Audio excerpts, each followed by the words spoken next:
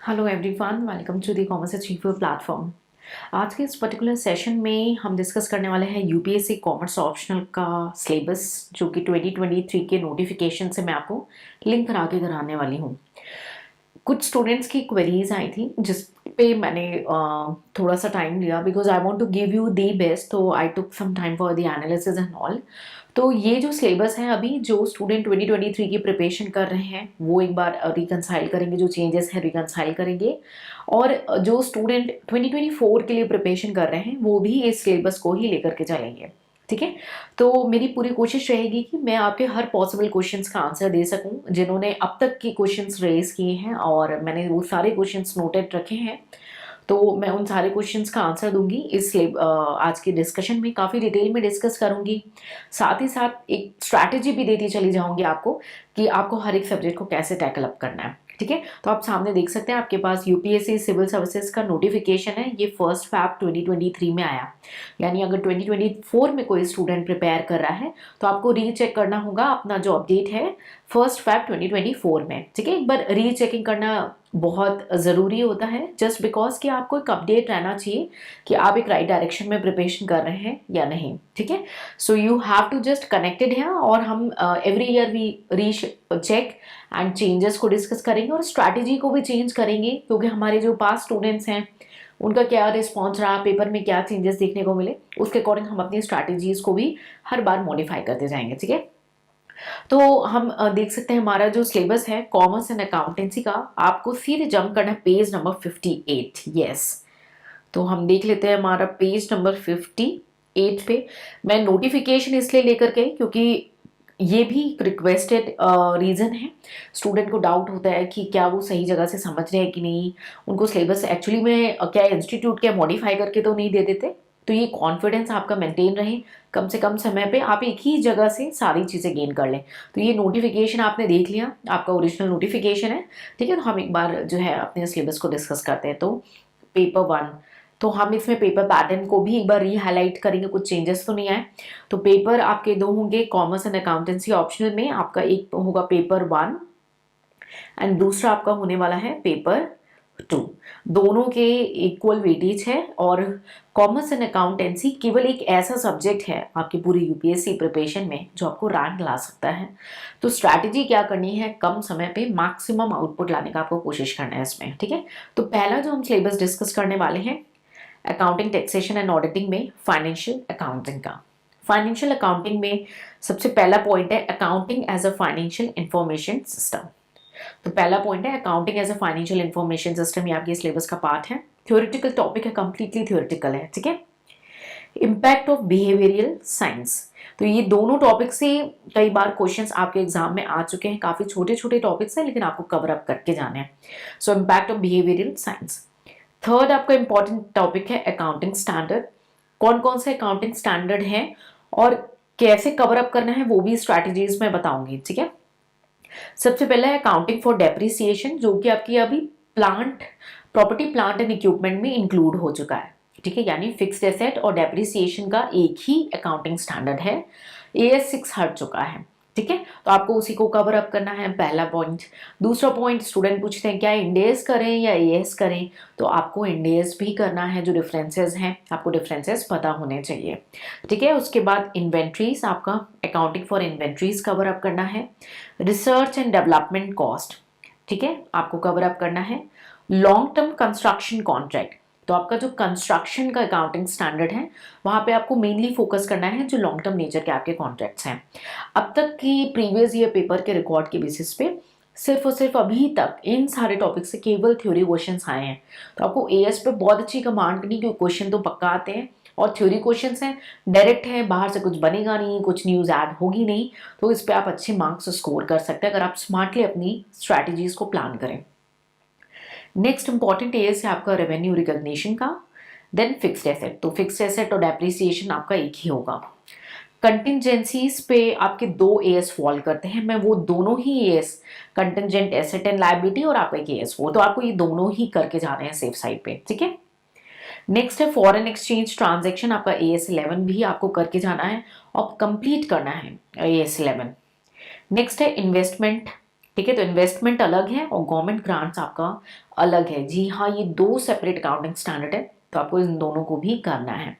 Next है cash flow statement. तो ये अभी एक ऐसा अकाउंटिंग स्टैंडर्ड है AS3 जिसमें हर बार जो है हम न्यूमेरिकल देख लेते हैं या कई बार न्यूमेरिकल्स देख लेते हैं, लेकिन अब तक के जितने भी अकाउंटिंग स्टैंडर्ड थे उसमें हमने न्यूमेरिकल नहीं देखे अभी तक। हमेशा से थ्योरी ही आई है, डायरेक्ट थ्योरी आई है। अगर कवर अप कर लोगे ना तो ये आपके लिए एक विनिंग पॉइंट हो सकता है। और last one is earning per share, जिसको हम EPS भी बोलते हैं शॉर्टकट में। तो क्या इतने ही ES करने हैं? जी हाँ, इससे ज़्यादा ES नहीं करने हैं, जितना गिवन है उतना ही कर लो, ठीक है। क्योंकि स्मार्ट प्ले करना है। कॉमर्स एंड अकाउंटेंसी क्या है ना, आज के टाइम में अगर आप इवेलुएट करो तो इट्स अ विनिंग सिचुएशन, ठीक है। एक तो ये आपको डाइवर्सिफाई वाइड नॉलेज देगा मनी मैटर्स से रिलेटेड, है ना। और अगर आपका background he commerce and accountancy है तो आपको सेकंड थॉट तो वैसे भी नहीं देना है। तो सिर्फ इतने ही एएस हैं और इसके बाहर के कोई एएस नहीं है। आपको सिर्फ और सिर्फ इतने ही एएस करना है। पहली क्वेरी ये आती है। दूसरी क्वेरी, क्या इंडेस करना है? जी हाँ, आपको डिफरेंसेस जो हैं आपके इंडेस के उसको डेफिनेटली कवर अप करना है, उसे आपको स्किप नहीं करना है किसी भी केस में, ठीक है। तो हमने अभी 3 ब्रॉड जो है सिलेबस के पॉइंट्स को डिस्कस कर लिया। नेक्स्ट है accounting for share capital transaction. तो ये आपका 4th पॉइंट है। Accounting for share capital transaction के अंदर आपको फॉरफीचर एंड रीइशू भी कर लेना है। अब इस पे आपका एक सेकंड क्वेश्चन आता है, क्या ma'am issue of debenture and preference share करना है? नहीं, वो आपका इसके अंदर नहीं आएगा। वो अभी कहाँ आ सकता है वो भी मैं आपको कवर अप कराऊंगी। तो accounting for share capital transaction. उसके बाद बोनस शेयर्स का आपका अलग पॉइंट है, अलग चैप्टर है। और राइट शेयर का एक आपका अलग चैप्टर है। कई बार क्वेश्चंस इनके सेपरेटली भी आते हैं और कई बार कॉम्बिनेशन में बोनस और राइट इश्यूज भी आ जाते हैं, तो आपको दोनों की प्रिपरेशन करके चलना है, ठीक है। हमने प्रीवियस ईयर पेपर का एनालिसिस किया हुआ है, बहुत सारे ईयर्स को कवर अप किया है, आप उसे रेफर करें। नहीं मिलता है आप कमेंट सेक्शन में पूछें और उसका डायरेक्ट लिंक ऑप्ट करें, ठीक है। उसके बाद ESOP यानी employ stock option. Employ stock option पे कई बार डायरेक्ट थ्योरी क्वेश्चंस भी आते हैं और न्यूमेरिकल भी आते हैं। तो अकाउंट्स में केवल न्यूमेरिकल नहीं आते, थ्योरी भी साइमल्टेनियसली पूछी जाती है, ठीक है। उसके बाद नेक्स्ट है हमारा बायबैक ऑफ सिक्योरिटीज, ठीक है। नेक्स्ट है preparation and presentation of company final accounts. Preparation and presentation of company final accounts में आपके 2 क्वेश्चंस आए हैं अभी तक मेरे पास। पहला कि मैम क्या हमें पूरे शेड्यूल को फॉलो करना है एग्जैक्टली? जी हाँ, आपको हर शेड्यूल को फॉलो करना है, एज पर कंपनीज एक्ट वो मैंडेटरी है। दूसरा क्वेश्चन नोट्स टू अकाउंट के बारे में आता है। तो कई बार क्वेश्चन आपको नोट्स टू अकाउंट के बारे में नहीं बोलता, तो आपको नोट्स टू अकाउंट बनाना है। अगर आपने थ्योरी को ध्यान से पढ़ा होगा तो notes to account is a part of your schedules, है ना। आपके का जो आप बैलेंस शीट बना रहे हो, P&L बना रहे हो, it's a part of it, है ना। तो आप क्वेश्चन को भी सॉल्व करोगे तो आपको क्वेश्चन ये नहीं बोलेगा नोट्स टू अकाउंट बनाओ। आपने बैलेंस शीट बनानी है, आपने P&L बनाना है, तो आपको नोट्स टू अकाउंट देने हैं, ठीक है। अब जो आपने अर्लियर क्वेश्चंस रेज किए हुए हैं कि मैम क्या issue of shares and debentures cover up करने चाहिए, अब यहाँ पे आपको issue of shares and debenture को कवर अप करना पड़ता है। Issue of debentures and preference shares क्यों करना पड़ता है ये भी बता दें। कि फाइनल अकाउंट को बनाते हैं ना, तो ट्विस्ट करने के लिए ये पूछ लिया जाता है, इसलिए मैं आपको सजेस्ट करूंगी कि ऑन दी सेफ साइड आप कवर अप करें। अगर आप नहीं भी कर रहे हैं, अभी रिसेंटली हम क्लास 11th एंड 12th की सीरीज को कवर अप करने वाले हैं, जहाँ पे हम इसको भी कवर अप करेंगे, issue of debenture and preference share. तो आप क्लास 11th एंड 12th को भी तुरंत रिकैलकुलेट करके ना अपना क्विकली रिवीजन करते चले जाओ। एक ये विन विन सिचुएशन हो जाएगी कि आपका बेस भी रिवाइज हो जाएगा। क्लियर? उसके बाद नेक्स्ट इंपॉर्टेंट है amalgamation, absorption and reconstruction of company.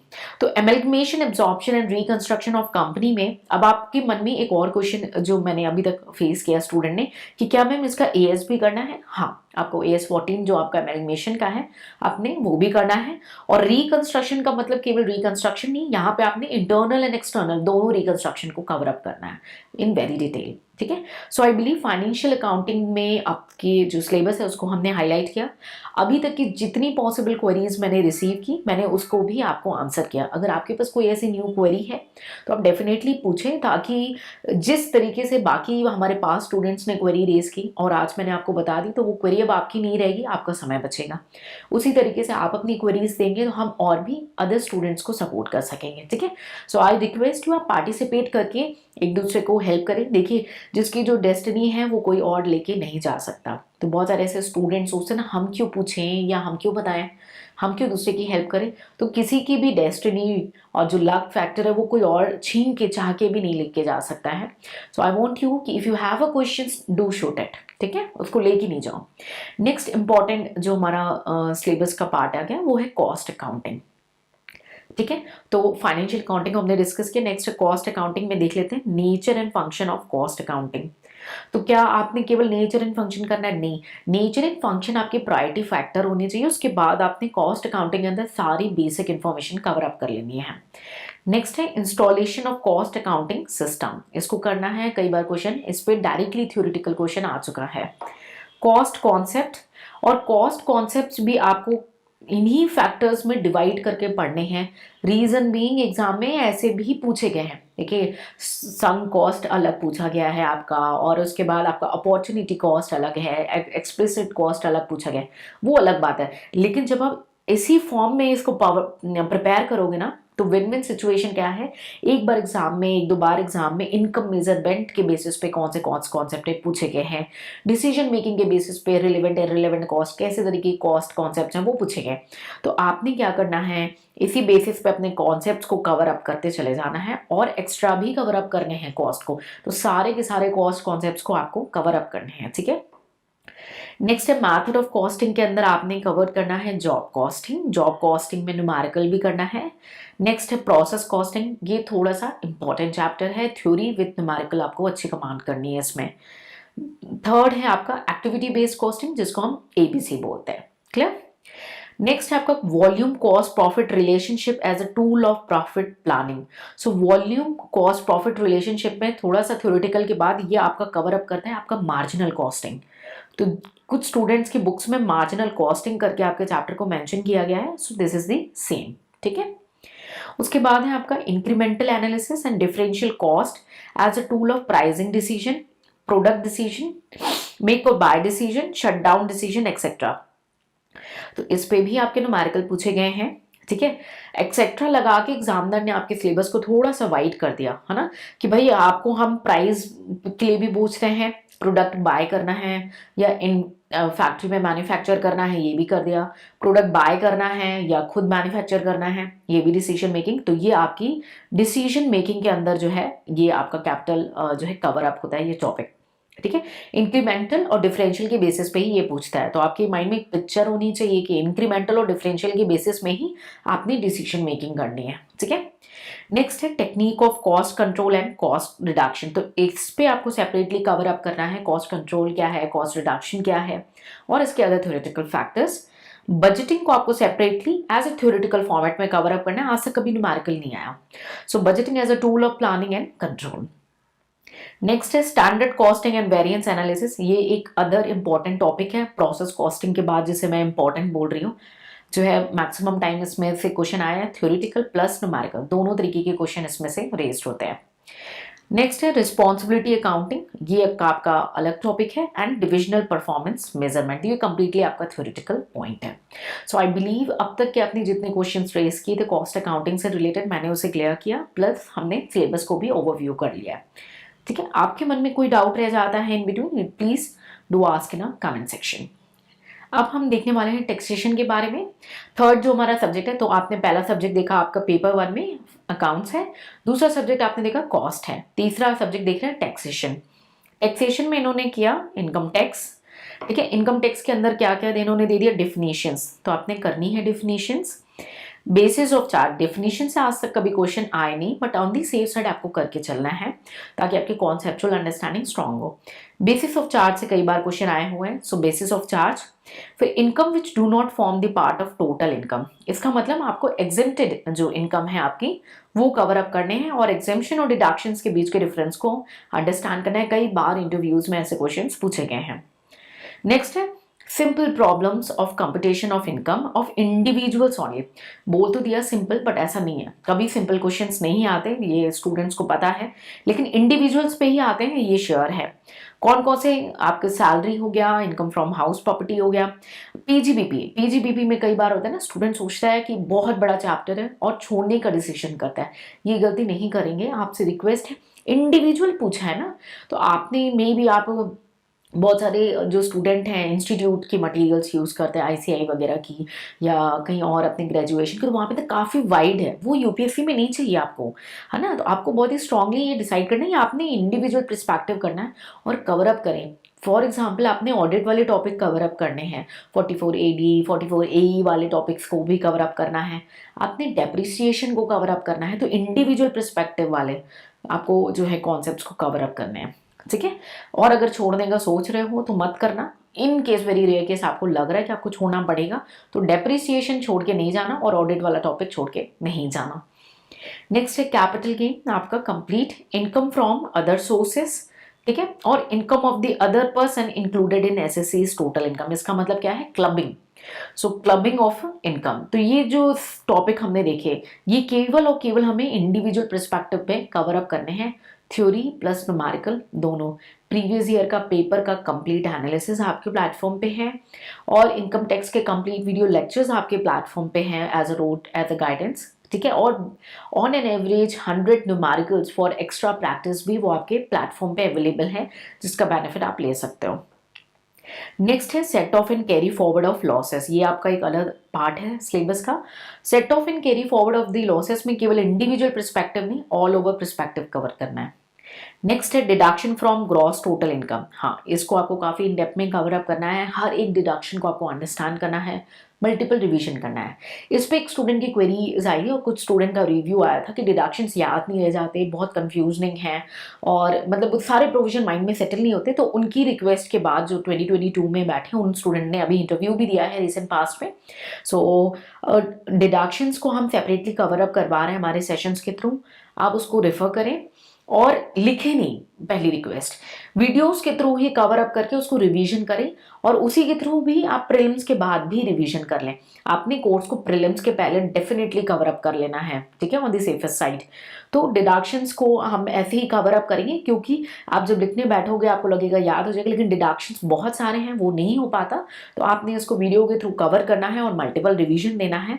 हम अभी उसको वीडियोज के थ्रू कवर अप करा रहे हैं, सून मैं उसके PDF भी आप लोग को अपलोड करवा दूंगी, ताकि वो as a short as a soft copy आपके रिवीजन के लिए आपके पास अवेलेबल हो, ठीक है। This much I can do, लेकिन मेरी रिक्वेस्ट यही है कि you should take the benefit, I want to see कि आप लोग बेनिफिट ले रहे हो। Try to answer the queries, raise your questions and get it solved. UPSC कर रहे हो, ऑफिसर बनोगे कल को, सो ये ना फैमिली की हिस्ट्री चेंज करने जा रहे हो आप लोग, so give your the best. तो ये हमारा हो गया पोर्शन इनकम टैक्स का, ये सारा पोर्शन इनकम टैक्स का है। नेक्स्ट है हमारा salient features and provision related to VAT and service tax. अब आप कंफ्यूज हो जाओगे, हमने कई बार रिक्वेस्ट की कि जीएसटी के बारे में क्या सोचा, लेकिन अभी उन्होंने सिलेबस में चेंजेस लाने का सोचा नहीं है। तो वैट एंड सर्विस टैक्स के बारे में आपको बेसिक्स फीचर्स हो गए, उनके idea behind the VAT and service tax, वो भी कवर करने हैं, एंड जीएसटी का बेसिक्स भी कवर अप करना है।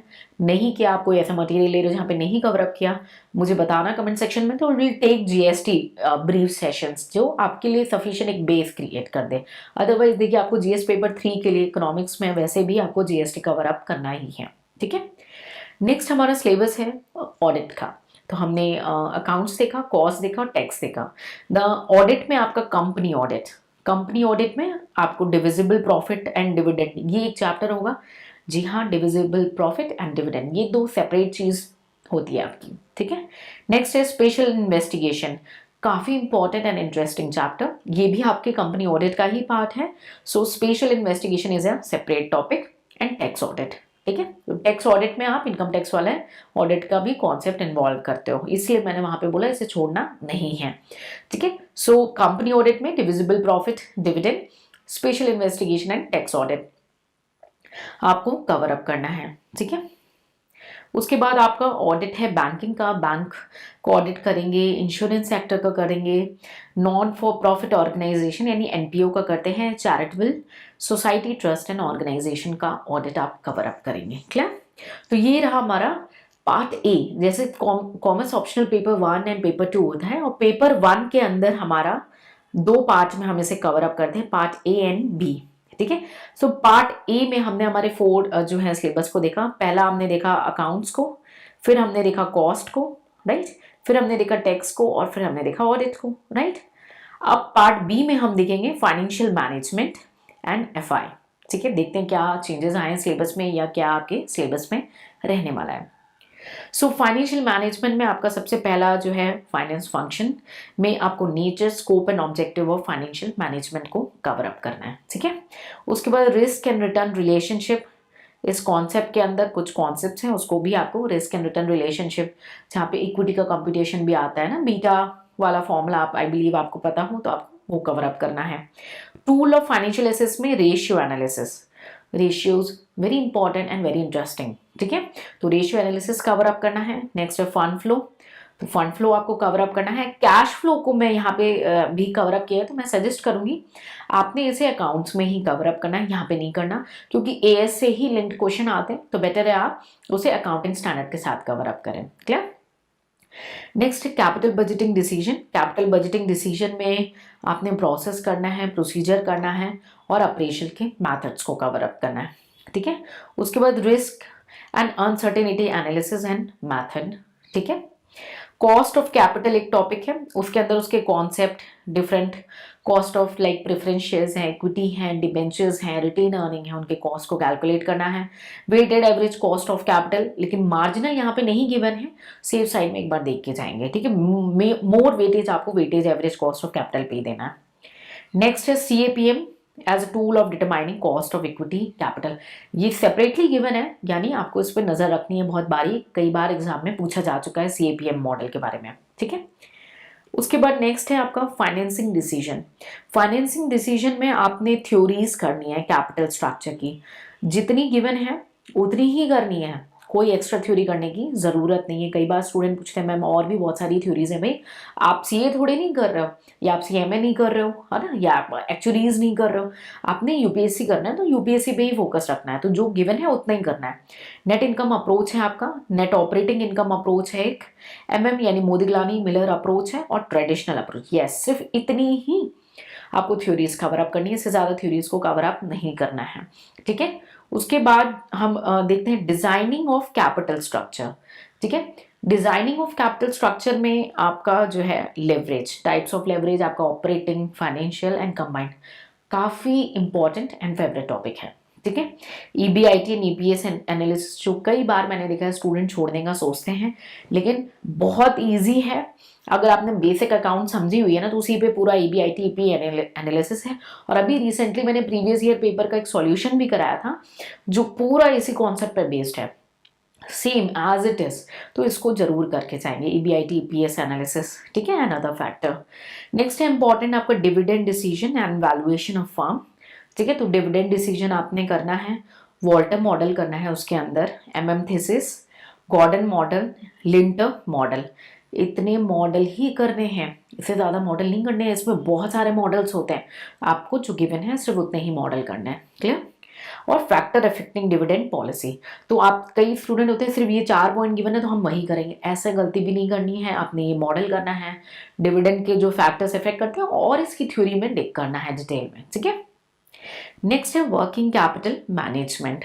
ठीक है, प्लानिंग फॉर वर्किंग कैपिटल, उसके बाद डिटर्मिनेंट्स ऑफ वर्किंग कैपिटल आपको कवर अप करना है, component of working capital, cash inventory and receivables, तो कैश इन्वेंट्री और रिसीवेबल्स पे आपने इंडिविजुअली कवरेज करनी है। नेक्स्ट है corporate restructuring with focus on merger and acquisition, तो मर्जर एंड एक्विजिशन करना है लेकिन फाइनेंशियल एस्पेक्ट ओनली, ये भी काफी, इस पे तो एक बुक है on an average I think 980 pages की, तो ऑब्वियसली आपको वो बुक तो नहीं करनी 980 पेजेस की, आपने सिर्फ फाइनेंशियल एस्पेक्ट करना है मर्जर एंड एक्विजिशन का। जितना सिलेबस है, आप जिस एग्जाम में बैठ रहे हो आपको उसी पे फोकस करते हुए उसी के हिसाब से प्रिपरेशन करनी है। ठीक है, the last is the financial market and the institution. So financial market and institution में हमारा Indian financial system and overview आपको ऑब्वियसली अच्छे से करना है, और इस पेपर के साथ बेस्ट पॉइंट क्या है, आपका जीएस पेपर 3 से पूरा लिंक्ड है ये। ठीक है, मनी मार्केट, मनी मार्केट आपको पता होना चाहिए, पार्टिसिपेंट कौन होते हैं, स्ट्रक्चर क्या है, क्या क्या इंस्ट्रूमेंट्स हैं उसके, वो बताना है। कमर्शियल बैंक्स क्या होती हैं, उनके फीचर्स, फंक्शंस क्या हैं, है ना, रोल क्या है। रिफॉर्म्स इन बैंकिंग सेक्टर आपने बताने हैं। ठीक है, उसके बाद money and credit, monetary policy and credit policy RBI की, RBI as a regulator as a separate topic cover up करना है। ठीक है, तो ये आपने देख लिया ना, जीएस पेपर 3 से लिंक करा है ना पूरा पूरा। Capital structure, market. Capital market में प्राइमरी एंड सेकेंडरी मार्केट, इनका डिफरेंसेस, इनके फीचर्स, फंक्शंस, ठीक है, इन डिफरेंट डिफरेंट इंस्ट्रूमेंट्स क्या होते हैं, ठीक है, फाइनेंशियल मार्केट इंस्ट्रूमेंट्स क्या हैं, इनोवेटिव डेब्ट इंस्ट्रूमेंट्स क्या हैं, SEBI as a regulator, SEBI के बारे में कवर अप करना है आपने। लास्ट इज फाइनेंशियल सर्विसेज में म्यूचुअल फंड के बारे में अच्छी कमांड करनी है, वैसे भी करनी चाहिए आपको म्यूचुअल फंड में। एक तो जीएस पेपर 3 में है और फ्यूचर में बहुत सारे पैसे कमाओगे तो आपको डिफरेंट इन्वेस्टमेंट ऑप्शंस पता होने चाहिए, और वो आप दूसरे के डिसीजन मेकिंग पे क्यों इन्वेस्ट करो, आपकी खुद की नॉलेज जो आपके अंदर कॉन्फिडेंस लाएगी वो अलग ही बात होगी। तो म्यूचुअल फंड हो गया, वेंचर कैपिटल क्या होता है, क्रेडिट रेटिंग एजेंसी, ठीक है, और क्रेडिट रेटिंग में आपको डिफरेंट जो डिवाइडेड होते हैं ना, B+, B, BBB रेटिंग, ये भी आपको माइंड में रखनी है। उसके बाद इंश्योरेंस क्या है, different type of insurance, and IRD के बारे में कवर अप करना है। सो अगर आप फाइनेंशियल मार्केट एंड इंस्टीट्यूशन को देखें तो ये आपका कंप्लीटली जीएस पेपर 3 है, तो इसमें तो आपने कोई डबल मेहनत नहीं कर रहे हो, आप सिंगल मेहनत कर रहे हो। और आप अगर कॉमर्स बैकग्राउंड के स्टूडेंट हो तो आपने FM और कहीं ना कहीं पढ़ा है, आपने ऑडिट पढ़ी होगी, आपने टैक्स, आपने कॉस्ट और अकाउंट्स, ये सारे सब्जेक्ट आपने पढ़े हुए, यानी आपकी बेस बनी हुई होगी। सो आई बिलीव आज के इस पर्टिकुलर सेशन में आपको पेपर 1 का एक कंप्लीट ओवरव्यू मिल गया। हम पेपर 2 को एक सेपरेट वीडियो सेशन के थ्रू कवर अप करेंगे, क्या नया है सिलेबस में, क्या चेंजेस हैं, और अब तक के स्टूडेंट की सारी क्वेरीज उसको भी मैं वहाँ पे कंक्लूड कराऊंगी, ताकि वो क्वेरीज आपकी ना बने। लेकिन आपके माइंड में कोई क्वेरीज हैं तो उसे आप कमेंट सेक्शन में डेफिनेटली शेयर करें, ठीक है, ताकि हम नेक्स्ट सेशन में उसे डिस्कस कर सकें, ठीक है। So this is all brief idea about your this syllabus. So आपने बेनिफिट लेना है, बहुत सारे numerical previous year paper analysis cover up हो चुके हैं, एंड बहुत सारे स्टूडेंट्स जो एग्जाम में बैठ चुके हैं, जो क्वालिफाई कर चुके हैं, जिनके कुछ पॉइंटर्स थे, व्यूज थे, उनको भी टाइम टू टाइम मैंने कवर अप किया इन बिटवीन दी सेशंस। आप उसको definitely on the safer side देख के चलेंगे, ताकि वो प्रॉब्लम आपको फेस ना हो। सो मिलेंगे नेक्स्ट सेशन में, डिस्कस करेंगे पेपर 2 के बारे में, क्या नया है उसमें, क्या नए चेंजेस आए हैं, क्या स्ट्रैटेजी रखनी है, और अब तक की जितनी क्वेरीज हैं उनका compilation. So take care, bye bye and Jai Hind.